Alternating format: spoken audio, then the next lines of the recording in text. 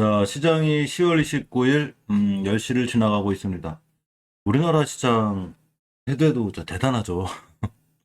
오늘도 코스닥 시장 0.12% 밀리고 있고 코스피 시장 0.52% 밀리고 있습니다. 물론 이 미중 무역 분쟁, 미중 분쟁에 관한 좀 이슈가 있긴 한데 그렇다 하더라도 미국 시장이 좋아도 안 올라가고 나쁘면 나쁘다 떨어지는 이게 상당히 조금 뭐라 그래야 되나 시장이 갈피를 못 잡고 실질적으로 이 거래량, 거래대금 자체도 엄청나게 줄었죠. 월봉에서 보시면 이번 달 오늘이 마감인데 이 거래량을 보시면 이게 코스닥 시장의 거래량이거든요. 이렇게 줄었어요. 그러니까 시장에 관심들이 아예 없어요. 굉장히 이걸 뭐라고 그러냐면 체력이 굉장히 약해진 거예요. 그러니까 매도세도 크게 없고 매수세도 없고 근데 매수세가 없고 매도세는 조금만 써도 뚝 떨어지죠. 코스피 시장도 역시 거래량이 이렇게 줄어있어요. 지금 오늘 말일인데 뭐 3개월째 아주 그냥 거래 절벽 현상이 있는 이런 상황입니다. 오늘은 이 리비안 관련해서 이 전기차 관련주들만 조금 움직이고 나머지 종목들은 크게 또 힘이 없는 자 이런 상황이 됐습니다. 그렇죠. 리비안 관련주들을 보면 강한 종목들은 좀 강하고 3%, 10%다 꼬리들을 달았죠. 상당히 많이 갔다 올라오는 이런 모습이고 전기차 관련주들이 중간중간 눈에 띄어서 급등하는 어떻게 아진산업 같은 친구들이 많이 올라가는 그런 모습이 되고 자비스도 역시 많이 올라가고 있습니다. 자, HLB 종목들 매일 찍고 있는데 사실 찍을 때마다 답답하긴 해요. 대단하다 이 친구들. 일단 어제 이 공매도하고 투자자 명의 동향 그리고 대차를 잠깐 보면 공매도가 쉽게 사라지진 않아요. HLB가 거의 뭐 5%대, 또 6%대, 3%대, 2%대, 5%대 나오고 있고 HLB 생명과학도 보게 되면 공매도가 한 4%대 또 늘어나고 있습니다. 거의 저번에 10월 20일 날 11%대가 등장한 이후에 8%, 7%, 2%, 4%대 꾸준히 공매도가 늘어나고 있기 때문에 굉장히 조금 이제 답답한 상황이 계속되고 있죠. 이 HLB 투자하신 분들도 많이 화가 나 있고 저도 그렇습니다. HLB가 굉장히 뜻대로 흘러주지 않아서 결정적으로 몇 가지 이슈들을 살펴보면 이제 핀포인트에 백종훈 기자님의 기사인데 나노젠 백신 승인이 지연되는 거에 관해서 베트남에서 이제 비판들이 있다는 얘기죠.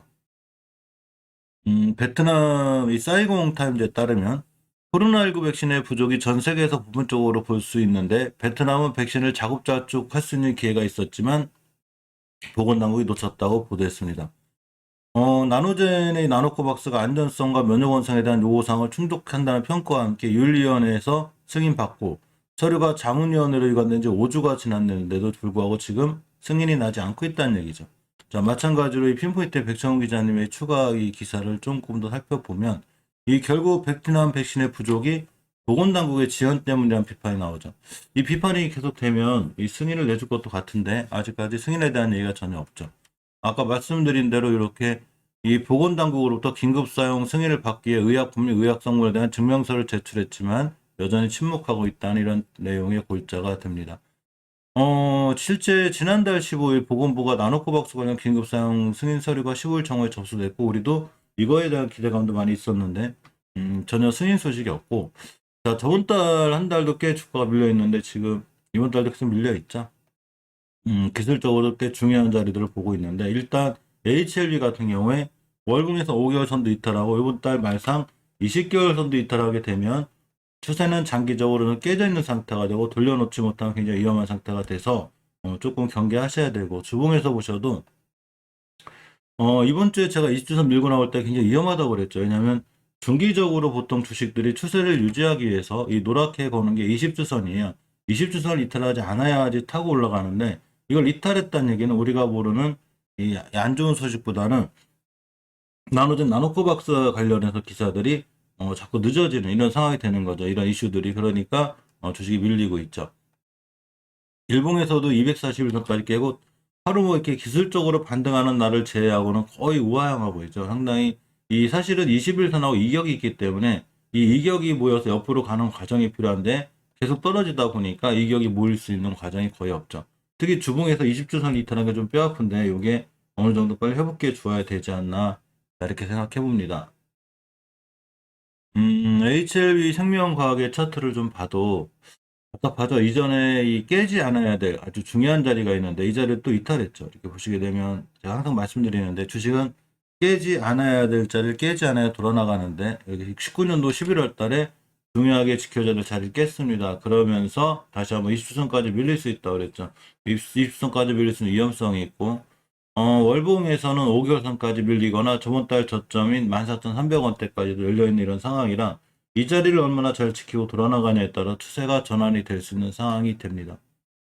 주봉에서 특히 20선까지 깨면 안 되는데 HLB는 깬 거고 HLB 생명은 깨면 안 되는데 일단은 깨진 않고 있지만 꽤 많이 밀렸죠. 지금 22,200원대 갔다 거의 엄청나게 밀렸기 때문에 조정의 깊이가 꽤 센 편이고 HLB 제가 또 주봉에서 보시면 저번 주에 이 HLB는 지금 깼지만 지금 저번 주에 깼죠. 그래서 제가 20주선 깰 때 반드시 경기하라고 했는데 20주선의 의미가 꼭 뭐 이렇게 이동 평균선이라는 게 주식이 떨어진다 올라간다를 맞추는 게 아니고 깼기 때문에 더 위험해진 거고 이제 예전에 바닥권 그러니까 박스 바닥권이 있어요. 다시 한번 이 생긴 변곡점 같은 건데 여기까지 오게 되면 아주 위험해져서 많은 부분들이 밀릴 수 있죠. 20개월선 가격이 13,000원대이기 때문에 여기까지도 올 수 있는 상황이 열려 있습니다.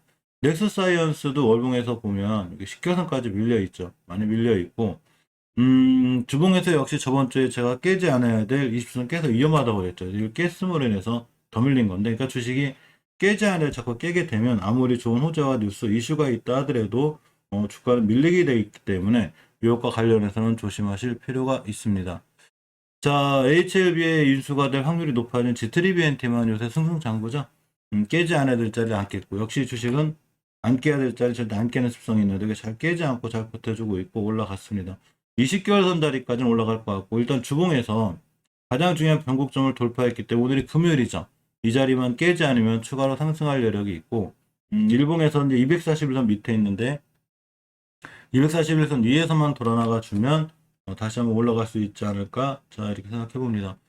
HLB에서 이 나간 HLB 파워를 보면 예전에 제가 이 박스권 하단을 한번 이탈한 적이 있다고 그랬죠 이 친구가. 그러니까 주식이 이제 기본적으로 박스권 하단을 이탈하게 되면 다시 안으로 들어올 때까지는 조금 지지부진하게 움직이는데 이렇게 HLB 파워는 일봉에서 이날 10월 11일 날 박스권 하단을 이탈했고 추세가 깨졌죠.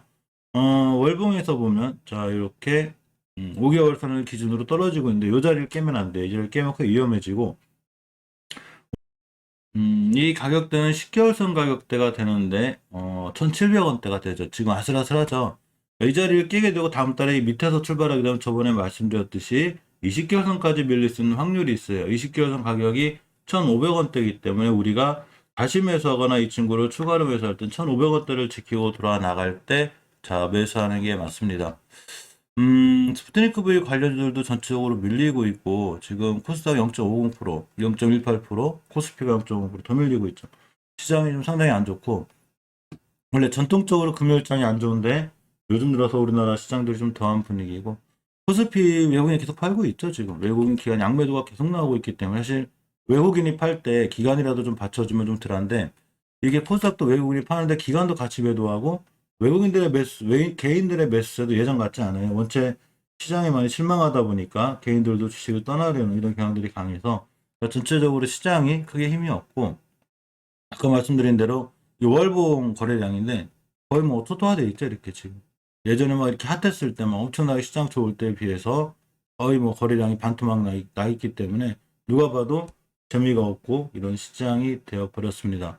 HLB에 좀 좋은 소식들이 나와서 반등해주긴 좀 좋겠는데, 결국 깨지 않을 자리를 깨면 더 밀리게 되고, 마찬가지로 항상 뭐 드리는 말씀이지만, 중장기적으로 내가 HLB를 들고 하겠다. 그러신 분들이야, 만약에 처음에 매수를 좀 작게 많이 안 해줬거나, 비중 조절을 하셨다면, 밑에 떨어져 다시 사면 되죠. 그죠? 사서 모아서 현단가 낮춰놓고 꾸준히 모아가는 전략들도 좋지만, 일단 나눠준 나노코박스에 관련해서 이제 큰 기대를 갖고 사신 분들이 많기 때문에 자 나눠준 나노코박스에 좋은 얘기가 나와서 HLB 투자자분들이 조금 즐거운 모습으로 이렇게 투자를 하셨으면 하는 개인적인 바람이 있습니다.